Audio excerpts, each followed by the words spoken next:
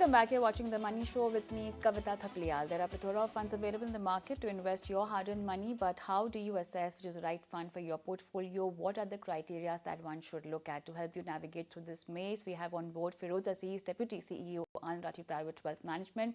Also, do not forget to send us your portfolio queries on our WhatsApp number, which is 865-7974-571. You can email us your queries on themoneyshow@etnow.tv.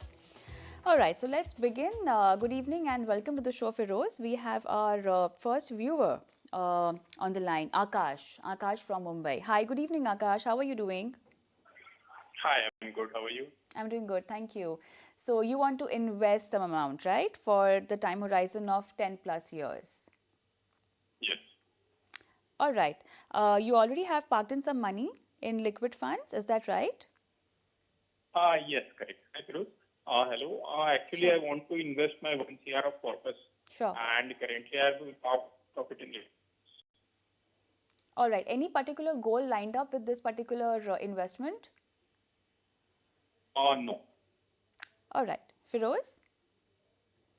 Yes, so Akash, if you have a corpus of 1 crore and you want to invest, if you don't have a goal which you can clearly earmark in terms of what you're going to use this money for, I think the first step you have to always do is look at the whole balance sheet of what is your total asset, and then try and decipher how much is your equity allocation, how much is your debt allocation, how much is your real estate, if at all any, and then try and see, because this 1 crore is a component of your overall balance sheet.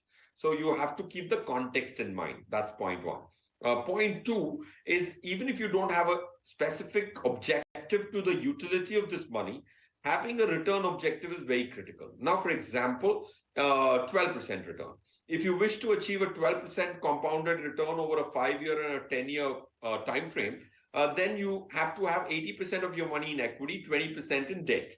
Let's assume 12% is the kind of return you will need because inflation, poor man's inflation is at about 6-7. If you look at inflation in the urban cities, it's about 8-9%. So 11-12% kind of a return objective will result in you having an 80-20 asset allocation. The 80 which goes into equity needs to be formulated in a method such that you have at least about 300 stocks in your portfolio in effect. So I'll give you some equity schemes: ICICI large and mid cap, Kotak multi-cap, SBI Contra, Canara Robeco Flexi Cap, HDFC Focused Equity, DSP Mid Cap, DSC Small Cap, and HDFC Small Cap. These are 8 different funds. You invest 10 lakhs each in a staggered fashion over a 6-month period. Unless if the market corrects more than 10%, you can advance your payments to the equity side. On the debt side, which is the 20% of your portfolio, you should keep it very simple and lend to Government of India through 2 debt funds: Aditya Birla Sun Life CRISIL IBX Gilt April 2026. This is a fund which invests money only in the Government of India paper, and it will give you a net yield of 7.08. IDFC Gilt 2027 Index Fund is the second debt fund. So 10 funds in total, 10 lakhs each, equity to be allocated in 6 different tranches from liquid to equity. This will result in you having about 280 to 290 stocks in your portfolio, and only Government of India paper on the debt side, which makes it simple, and on a 10-year basis, expecting 12% return with this kind of allocation would be a fair expectation. Quickly, Akash, any other question you want to ask Feroz? Yes, Feroz. One more thing, what I have seen generally is in large and mid cap and focused funds, there's a lot of portfolio overlap. So do you suggest still going ahead with including these funds in the portfolio?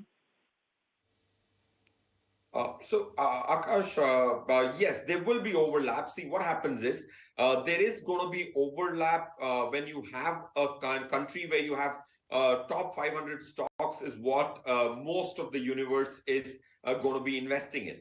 But don't be too concerned about overlap. One variable which is globally very popular, unfortunately in India it's not very popular. If you buy a scheme, always look at what is the active weight of that scheme, which is available, or at least you can write back to us and I can give you active weights of each of these schemes.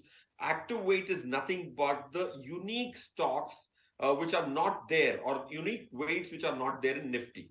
So most investors of mutual fund miss this important variable. Now, for example, the 11 scheme model portfolio which we run, for which I have a number handy, 69% is the active weight, which means only 31% intersects with Nifty. So generating extra return, if there is higher active weight, is that much more popular. But that's one variable missed out by most mutual fund investors. So if you did some secondary homework on active weight, that will help you address the concern of this intersection between portfolios, which is high in several schemes and it's not high in several other. So it will be helpful for you to choose which one should you have in your portfolio. All right, Akash, thank you so much for sending us your query. All the best with your investment. And Feroz, viewer's question ready for you. It's from Ashish Roy. He wants to invest 20,000 as SIP for 3 years, and he also wants to invest 5 lakh lump sum for 3 years. See, Ashish, firstly, there has to be a logic of investing for 3 years. You should try and do SIPs for long periods of time. Even if you invest for 3 years, if that's where you're going to get your recurring income, you have to also define what's the period of investment. It might not always be equal to your SIP period. You might invest for 3 years, then subsequently you might leave it alone for 7 more years. If your time frames are just 3 years, equity is not for you. Let me clearly tell you, because the last 1 year investment would have only stayed for 1 year. So that's not good enough periods. At least 5-year investing periods for equity becomes mandatory. So we're coming to the schemes which you can choose. Your lump sum 5 lakhs, I'm sure you can just leave it the way it is. 20,000 rupees if it was in equity. And if you left it alone after investing for 3 years and then subsequently for 5 more years, then you can expect a 14% return. So the schemes I will repeat for you, which were very similar to the one which we read out to the previous caller as well. ICICI Pru Large and Mid Cap, Kotak Multi Cap, SBI Contra, Canara Robeco Flexi Cap Fund, HDFC Focused Equity, DSP Mid Cap, DSP Small Cap, and HDFC Small Cap.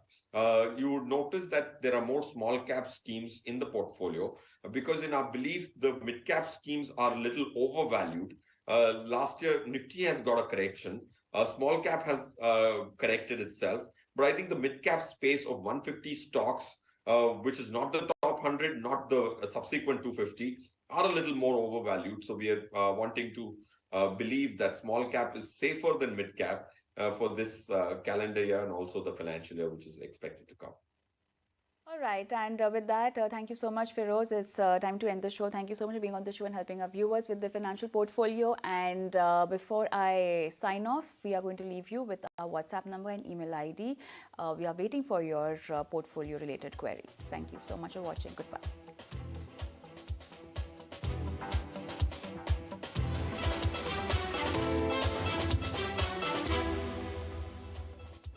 We're going to look at the savings